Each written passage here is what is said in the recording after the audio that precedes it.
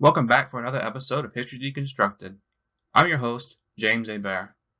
This is episode 2. Imagine, if you will, an organization backed by some of your nation's most powerful men, but never sanctioned by your government. Now imagine this organization using your military to conquer land overseas with the goal of removing an entire race from your society in a process in which countless human beings on 2 continents would perish. This sounds like events played out during the rise and the fall of the Third Reich and the events of the Second World War. But, in truth, the desire to rid those perceived as foreigners from society is nothing new or unique to one culture or another. One of the earliest organized movements took place in the United States, represented by the efforts of the American Colonization Society during the early to mid-1800s. The American Colonization Society, what is it? During much of the 19th century, the United States was not a colonial power in the European sense. Colonization to Europe was the founding of overseas markets and colonies to take resources and to sell finished goods, and in this process, ultimately, white Europeans would end up in these faraway lands. But colonization in the United States was not the exporting of white people or the opening up of new markets, but the exporting of former African slaves back to their ancestral homeland. Today, the United States is known as a multicultural, multiracial society, and even at its founding, its history was not tied to just the exploits and lives of white Americans. There's also the Black African perspective. Most Black Africans were held as slaves during this time, working the fields of an agricultural society. But after the United States gained its independence, the number of free blacks, or free people of color, began to increase. These people of African descent could gain their freedom for a number of reasons, but however they did it, they could now own property, businesses, get an education, etc. But they were never recognized as citizens. They were always on a knife's edge when it came to living amongst Black society and white society, but that did not stop them from creating thriving, free Black communities in places such as Philadelphia and New Orleans, and they inevitably interacted with both Native and white society. But this is not the United States of today. This was the United States at its inception, in a world where the intermingling of different races was foreign to say the least, at least from a European perspective. How to deal with this reality was another matter. Some, like founding father Thomas Jefferson, opined that the terrible history that the Black and white races shared created an environment in which free Blacks would inevitably not receive fairness in this new society, so it was best to return them back to Africa. Jefferson hoped that such a move would help heal the scars of slavery and return civilized Africans to their ancestral home. That would allow the modernization of Africa and bring Africa into a new working relationship with the rest of the world. The idea proved popular, but it took some time to gain traction. But when Jefferson gained the Oval Office in 1801, he attempted to gain concessions from the Portuguese to found a new home for free Blacks in Brazil, but the deal fell through. But when all this failed, a Presbyterian minister named Robert Finley founded the American Colonization Society. Finley was not an odd choice to found such a society. Protestant ministers were long the voice of abolishing slavery since the start, but in the early 19th century, they were gaining new importance. America was independent and changing from an agricultural society to an industrial one. Religion was the fallback to explain and solve social change and the growing pains that came with it. For the topic of slavery, the Baptists were particularly important in this new wave of mission work in the South. This, combined with the relaxation of manumission laws that forbade or fined slave owners from freeing their slaves. More slaves were being freed and finding their way into the wider world. In the first American census in 1790, only 58,000 free people of color lived in the United States. By 1820, that number had risen to 330,000. But in truth, Finley had some inspiration. This same combination of Baptist mission work and the relaxation of laws in the British Caribbean and Canada had resulted in more free people of color in society, to the point that Britain established a colony for the black poor in Sierra Leone all the way back in 1788. Finley believed in colonization, and he had contacts in Sierra Leone. He believed the idea was the only way to atone for the terrible sin of slavery and give the black race a modicum of justice. But that foundational first meeting of his society shows us the dark side. Present at that meeting were current and former rock stars of American politicians, General Andrew Jackson, Henry Clay, John Randolph, as well as sitting President James Madison, all planter class slave owners. Strange bedfellows indeed. But you might be asking yourself, why would slave owners like Clay and Jackson and even Jefferson want to be rid of black people, the very people they relied upon to get them the money and influence that they had? Hang on to that question for just a minute as the plot thickens. But meanwhile, the society was fresh with cash from these wealthy donors and state legislatures, and they had a noble goal to reach. How they did it was anything but noble.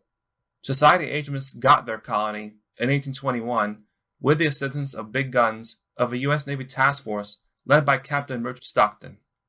They managed to secure attractive land from the locals at Cape Serenero, just south of Sierra Leone. The new colony was named Liberia, with its capital, Monrovia, established and named after the president and benefactor of the society, James Monroe. But as the 1820s rolled on, many, including famed abolitionists like William Wilberforce and William Lloyd Garrison, chose to disavow colonization, Garrison calling colonization a slaveholder scam. Why? There were two big changes in the laws on the books in the South going on at this time. First, manumission laws were tightened through the 1820s that made it more difficult to legally free slaves. Second was the introduction of anti-literacy laws in the aftermath of Nat Turner's uprising in Virginia in 1831. These laws were aimed at controlling and lessening the free black population. Free blacks had opportunities that their enslaved counterparts did not, and the powers that be did not want them influencing the slave population to resist their captivity. But there is another, less obvious reason, and it's pure economics.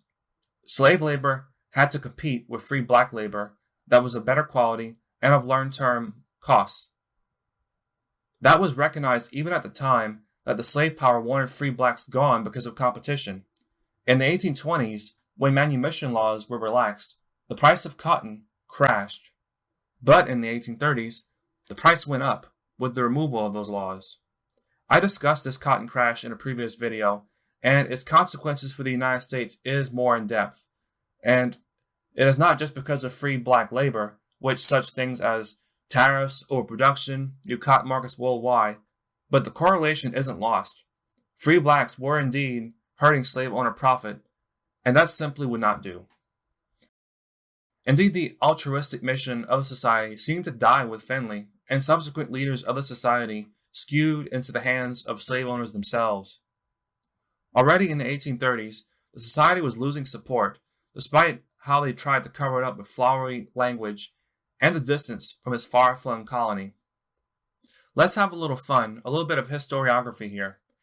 Here is one of the society's pamphlets dated 1831. In the first section, the society describes the native African peoples, people who already lived in Liberia before the arrival of free blacks.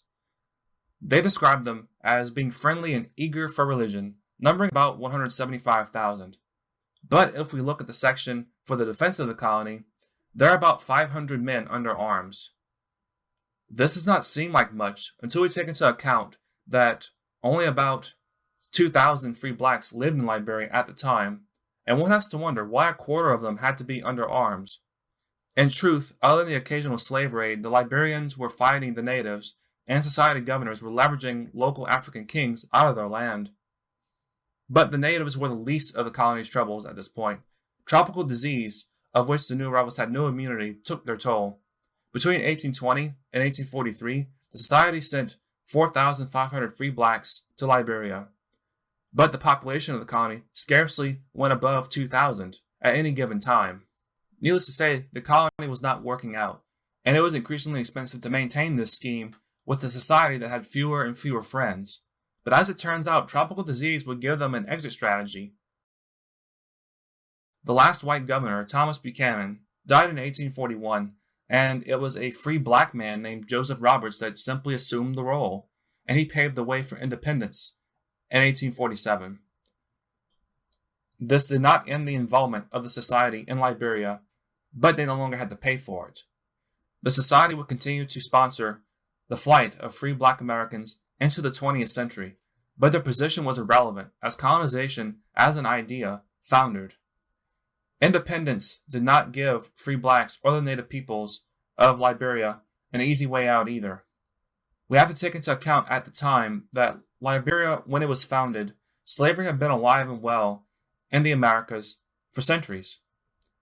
Most of these new arrivals had no living memory of Africa, and their families had been in the United States and elsewhere for generations. They might have been darker skinned, like the native Africans they met, but the system of slavery had replaced some of that old identity with a uniquely American one, and that was not necessarily a good thing. The African American minority, or Amero-Liberians as we might call them today, they ate Western food, wore Western clothes, and bore many Western names. And as a group, they generally avoided socializing with the native Africans that already lived there.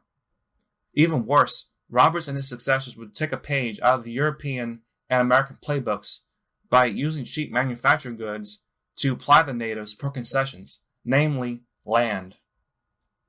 Development turned to domination as the Liberian government meddled in tribal affairs. This was the same scheme that allowed the colonial powers to carve up the world. The minority government would continue on, though, until it was overthrown by native Liberians in 1980. Countless people in that time suffered and died in a scenario that neither the natives nor the Amero-Liberians had been a part of creating in the first place. But don't worry, the United States would have to pay for colonization too. Even though the ASC lost most of its support, there were still people in high places who thought that colonization was the answer to America's racial problems. Henry Clay, in particular, has to share some blame here. He was president of the society, and he continued to champion it. But he was also a Senate giant who kept the country together during such things as the Missouri Compromise, the Nullification Crisis, the Compromise of 1850. The list goes on. Clay was a big deal, and when he died, he had plenty of protégés. One of those protégés was another Whig politician named Abraham Lincoln, who also supported colonization. Abraham Lincoln is, of course, best known as the president when the United States went through the American Civil War, and of course, the abolition of slavery that followed. But it was the war that really forced his hand, as he was initially a moderate. He was content that slavery would not be touched, and it would eventually die out on its own. In theory, and looking at things from the colonization standpoint, this would allow for a steady trickle of free blacks that could be easily exported from the United States over a longer period of time. But the kicker with colonization here is that the high level of support that it had with the right people, it did put a damper on coming up with a better solution. The American Civil War would change all that. And once the war was over, there was now 4 million to 5 million freed slaves. There was no way to deal with such a number. But the actions of these slaves and freedmen during the war changed Lincoln and the attitude of which the nation as a whole would turn its back on colonization. Nearly 200,000 free blacks would ultimately serve in the Union Army during the war. It would be hypocritical to turn them away from the same nation that they had fought for. Thus, the nature of American society as a multiracial one was now sealed with its bright spots and sore spots that would come with it.